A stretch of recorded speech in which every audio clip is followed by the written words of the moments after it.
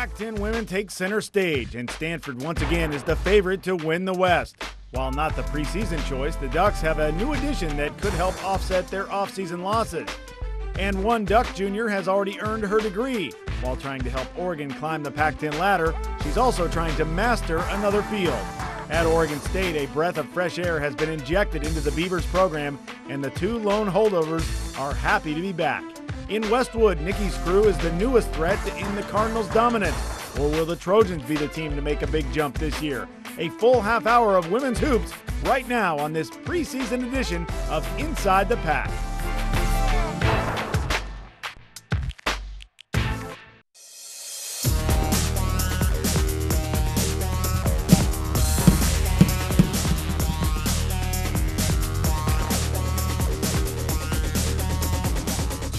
We need to do the defensive traps in full court and create turnovers so that the shooting percentage can go up, because we're now getting 2-on-1 layups going that direction. I think we need to kind of beat people down the court and get good spot-up shots rather than shots that are, under duress. Paul Westhead and the Duck women have had their ups and downs during the non-league schedule, mostly ups. Ready or not, though, it's time for conference play. Hello and welcome to this edition of Inside the Pack. It's our women's conference season preview show. I'm Tom Ward, and he is Nick Krupke. And Nick, two very different situations at Oregon and Oregon State. The Ducks now sitting at 9-2 after the non-conference schedule. Oregon State, though, a surprising 7-4. I think it was a surprise. I mean, they were trying to pick up anybody off the streets that would come and play some basketball for them. With all those departures, Rueck had such a small time frame to kind of get a roster together. But, yeah, look at what they've done. Can they sustain it in the Pac-10? And for Oregon, you lose Lilly and Cox, all that scoring, but right now they put up 100 points 3 times so far this non-conference season. And 99 in another game. Yeah. And they do have some other pieces that they've added in, which we'll get to later in the show, which I think could help fill some of those gaps. But I want to also mention, much like on the men's side, where Washington State has kind of surprised people with a fast start, the UCLA women at 10-0, undefeated at the time we taped this show.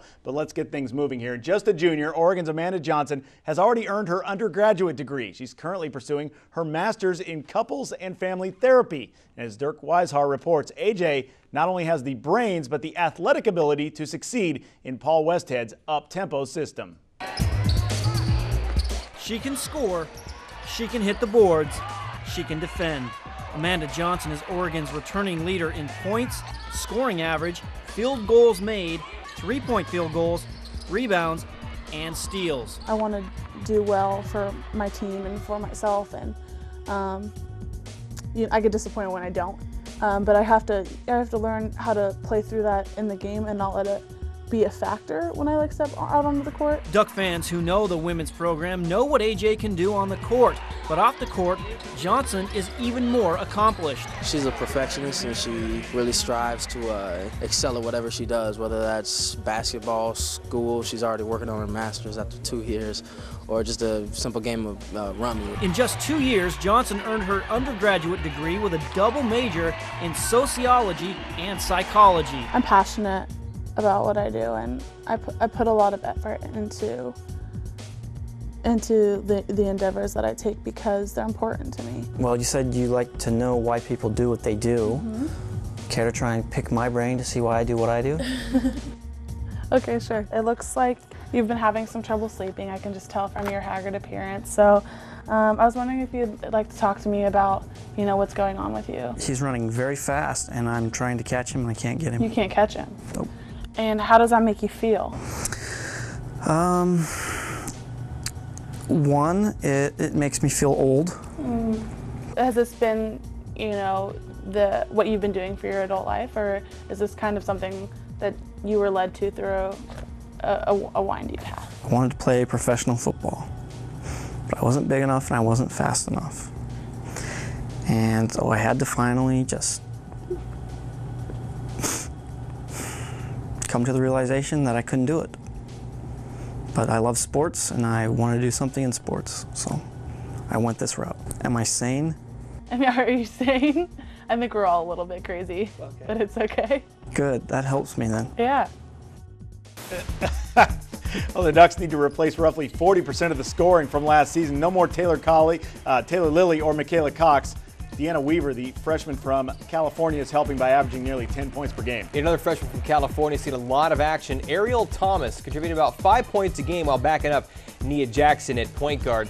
9-2 in the non-conference slate, average about 88.5 points so far. We talked about the 100 points, 110 twice already. And funny to see AJ there breaking down Dirk, because we've tried to do it for years in the sports office. He's a tough egg to crack. Yeah, well, and she's averaging 19 points a game right now, leading the Pac-10 in scoring, really providing Westhead with what he needs. Yeah, and I think, certainly Pac-10 first team are coming her way soon, and she's been great for him. Plenty of people who like to be challenged in their career, but challenging can't even begin to describe the task facing Oregon State's new basketball coach, Scott Rueck. The Oregon State grad spent fast 14 seasons building a powerhouse at Division III George Fox before being tabbed to rebuild the Beaver program last July. Brian Elder gives us a glimpse as he begins to put the pieces back together. Nice. Good job, ladies. The first thing that Scott Rueck wants you to know is that things will be different at Oregon State. Keep it simple, go to what works, pass on time. We are in a lot of ways starting brand new. Rueck is left with just 2 returning players from last year, the result of 9 players fleeing the program following the tumultuous final season under former head coach LaVonda Wagner. The transfers seem to validate reports of Wagner verbally abusing her players, and now Rueck is the one who has to clean up the mess. I knew what it was, when I signed up and when I agreed, and it's been everything I hoped, everything I expected. It's obviously a daunting challenge. We need you to come through right now, ladies. Everybody hits. Rueck will lean heavily on returners Angela Misa and Sarah Greer to help lead a roster of just 10 players, and 8 of those will be in their first season at the Division I level. Sarah and Angela are just phenomenal individuals, and so they have been great help to us as we've come in. They're the 2 that know the system, know where we're at, know, from knowing where the basketballs are to knowing, how we handle the training room and sports performance center and everything, so they've been great assets to us. Good finish, out. With such an inexperienced team, nobody is really expecting much from the Beavers. OSU is picked to finish last in the Pac-10 by both the coaches and the media, but for Rueck, measuring success won't be all about counting the wins and losses. Success to me is having this group come together each day and reach our potential, and that's no different this year than any other year. So if we come in and we get the most out of each athlete, and they love their experience and they end the year saying, you know what, that was one of the best years of my life, then I feel like we've done our job. In Corvallis, I'm Brian Elder for Inside the Pac. Maybe they're not counting the wins, but they are at this point. 7-4, 6 freshmen on the roster, and Alyssa Martin's been the real spark. The freshman leads the team, picking up more than 15 points per game. Another freshman, Alexis Bostic, has run the point effectively, leading the team with 4 assists per game. The lone senior, Sarah Greer, has crashed the glass, nearly 9 rebounds per contest. And really, you can't say enough about the job that Scott Rueck has done so far with Oregon State. I mean, over the summer, they were talking about having tryouts on campus for just to field a team. Yeah, not a question of would they win a Pac-10 game, would they win a non-conference game. I mean, you lose Rhea, you lose Tillman, you lose Palmer.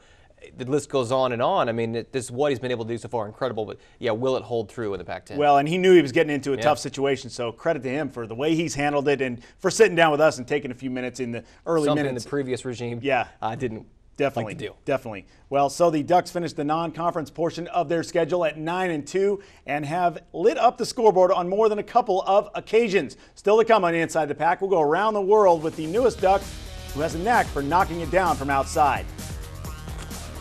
Coming from junior college to here, big difference, and the people who come to our games are so supportive.